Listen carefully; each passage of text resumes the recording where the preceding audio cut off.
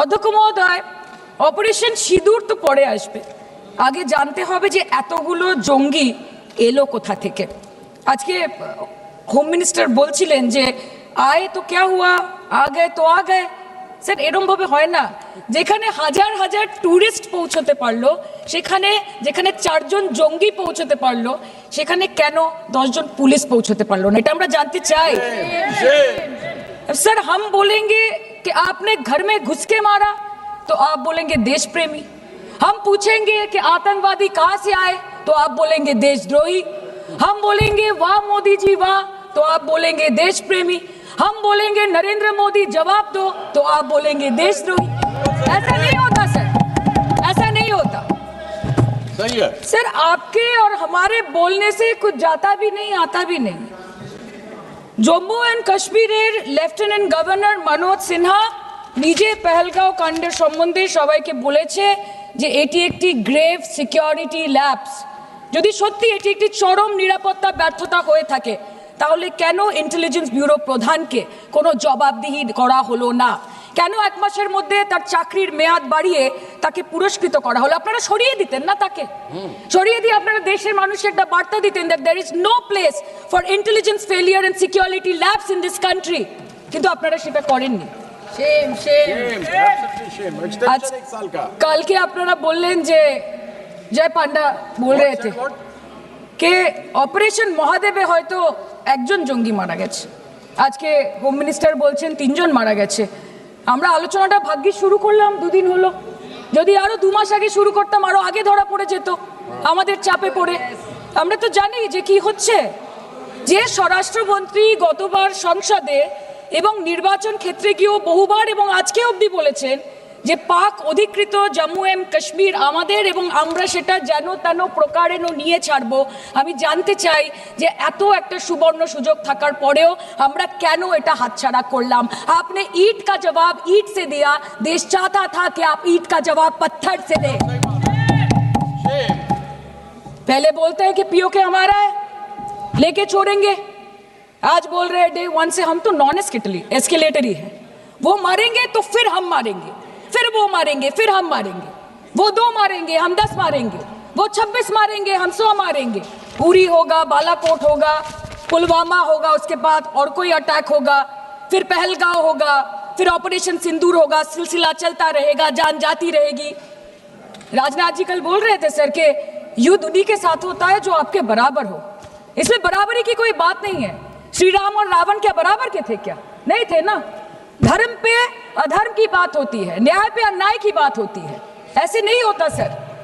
वो कल बोल रहे थे कि आप छोटी छोटी चीजों को नजरअंदाज कीजिए, रिजल्ट क्या है वो देखिए, पेंसिल टूटा कि नहीं, परीक्षा हॉल में लेट पहुंचे कि नहीं, ये सब इम्पोर्टेंट नहीं है। अरे सर, यहाँ पे तो चाचा चौधरी ने पेपर लीक कर दिया ना, तो अभी आप फर्स्ट आए या लास्ट आए उससे क्या फर्क पड़ता है? तो बच्चे का स्कूल चल रहा है क्या? मान्यवर, मैं आपके माध्यम से कहना चाहता हूं, थोड़ा धैर्य रखे भैया, अभी तो शुरू हुआ है, अभी तो शुरू हुआ है। मान्यवर, मैं पहलगांव आतंकी हमला और ऑपरेशन सिंदूर के बारे में पूरा घटनाक्रम बताना चाहता हूं। कल ढेर सारे सवाल उठाए। वैसे तो मुझे लगता था कि कल रक्षा मंत्री जी के भाषण के बाद शायद कांग्रेस पार्टी सपोर्ट में भाषण देना शुरू करेगी, और अगर थोड़ी बहुत जनता की इच्छा की परख होती तो वो ही करते, मगर नहीं करा, क्योंकि रक्षा मंत्री जी ने बहुत बारीकी से ऑपरेशन सिंदूर की सफलता, इसकी जरूरियात, इसकी प्रासंगिकता और इसके परिणाम, इसके बारे में बहुत अच्छे तरीके से सदन के माध्यम से पूरी देश की जनता के सामने रखा जाए। मगर फिर भी उन्होंने बहुत सारे सवाल किए। अब सवाल किए हैं तो मुझे जवाब देना भी पड़ेगा, उनको सुनना भी पड़ेगा। मान्यवर, मैं पूरा घटनाक्रम बताना चाहता हूं। मान्यवर, 22 अप्रैल को पहलगांव में आतंकवादी हमला हुआ, इसमें 26 लोग मारे गए, 25 भारतीय और 1 नेपाली नागरिक। हमने उसी वक्त मैं श्रीनगर जाने के लिए निकल गया। रात को ही सुरक्षा बलों की मीटिंग कर ये भाग न पाए इसकी व्यवस्था की। माननीय मोदी जी ने 23 और 30 अप्रैल को सीसीएस की मीटिंग चेयर की। ये कह रहे हैं, मैं आज बताना चाहता हूं कि सीसीएस की 23 अप्रैल की मीटिंग में क्या हुआ।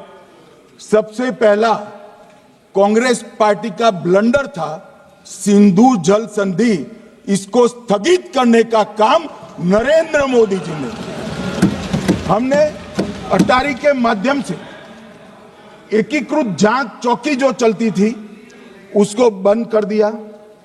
पाकिस्तानी नागरिकों के सार्क वीजा को सस्पेंड कर सभी को वापस पाकिस्तान भेजने का काम किया। पाकिस्तान स्थित उच्चायोग में रक्षा, सैन्य, नौसेना के सलाहकारों को अवांछनीय व्यक्ति घोषित किया। संख्या को 55 से घटाकर 30 किया और सीसीएस ने ये संकल्प लिया कि जहां पर भी ये आतंकवादी छुपे हैं उनको और उनकी ट्रेनिंग करने वाले अड्डों को सेना, पुलिस, सीआरपीएफ, बीएसएफ उचित जवाब देगी। मान्यवर, जिस तारीख को ये हुआ उसी दिन ये निर्णय हो चुका। मान्यवर, इसके बाद में कल गोगाई जी कहते थे मोदी जी 24 को पहलगाम जाने की जगह बिहार गए। सुनो यार, मान्यवर, मोदी जी जब ये पहलगाम घटना हुई यहां नहीं थे, विदेश में थे। आने के बाद तुरंत सीसीएस बैठक की और मोदी जी जिस दिन बिहार गए उस दिन पहलगाम में कुछ नहीं, कोई नहीं था, सिर्फ राहुल गांधी थे। सारे लोग चले गए थे, सारे लोग वहां से अपने अपने ठिकाने पर चले गए थे। मगर इन्होंने एक बात कही, उस पर मेरी आपत्ति है मान्यवर। उन्होंने कहा 24 अप्रैल को चुनावी भाषण किया। मान्यवर, देश का नेतृत्व करने वाले देश के प्रधानमंत्री की फर्ज होती है कि देश की संप्रभुता पर, देश के नागरिकों पर अगर ऐसा जघन्य हमला होता है तो जनता की भावनाओं के अनुरूप जवाब देना चाहिए। मान्यवर, मैं आज आपकी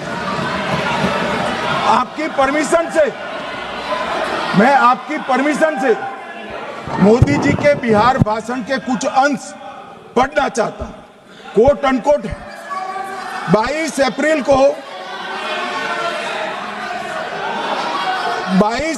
को पहलगाम का यह हमला केवल निहत्थे पर्यटकों पर नहीं बल्कि पूरे भारत की आत्मा पर एक दुस्साहसपूर्ण प्रहार है। आतंकवाद के प्रति दृढ़ और कड़ा रुख, आतंकियों और इसके हमले की साजिश रखने वालों की कल्पना से भी बढ़कर उनको सजा दी जाए। मान्यवर, महत्वपूर्ण है आतंकियों और इसकी साजिश रचने वाले दोनों को। आतंकियों की बची खुची जमीन भी मिट्टी में मिलाने का समय आ गया है। 140 करोड़ भारतीय इस बात के लिए एकजुट है कि आतंकी आकाओं की कमर तोड़ दी जाएगी। भारत हर एक आतंकवादी और उनके समर्थकों की पहचान करेगा, उनका पता लगाएगा और उन्हें दंडित करेगा। आतंकवाद कभी भी भारत की आत्मा नहीं तोड़ पाएगा। न्याय सुनिश्चित करने का मैं हर संभव प्रयास करूंगा। अनकोट। अब इसमें किसी को चुनावी भाषण दिखाई पड़ता है तो उसकी समझ शक्ति पर बहुत सारे सवालिया निशान लग जाते हैं। ये चुनावी भाषण नहीं है।